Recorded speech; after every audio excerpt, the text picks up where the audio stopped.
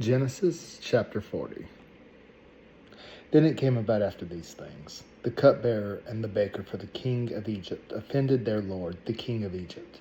Pharaoh was furious with his two officials, the chief cupbearer and the chief baker.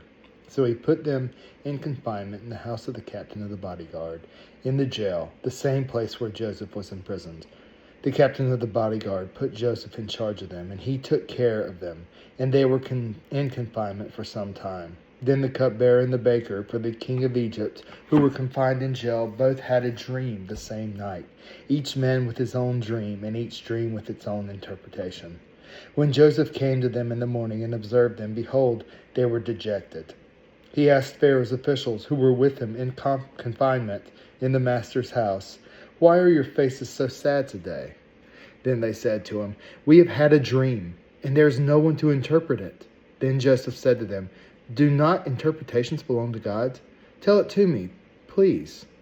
So the chief cupbearer told his dream to Joseph and said to him, "In my dream, behold, there was a vine in front of me, and on the vine were 3 branches, and as it was budding, its blossoms came out, and its clusters produced ripe grapes. Now Pharaoh's cup was in my hand, so I took the grapes and squeezed them into the Pharaoh's cup, and I put the cup in the Pharaoh's hand." Then Joseph said to him, "This is the interpretation of it. The 3 branches are 3 days. Within 3 more days, Pharaoh will lift up your head and restore you to your office, and you will put Pharaoh's cup into his hand, according to your former custom when you were his cupbearer.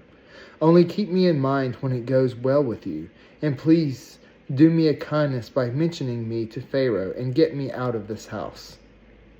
For I was in fact kidnapped from the land of the Hebrews, and even here I have done nothing that they should have put me into the dungeon."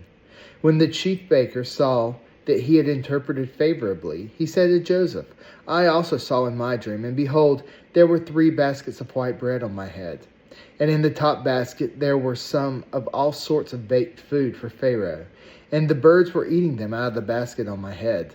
Then Joseph answered and said, "This is the interpretation. The 3 baskets are 3 days.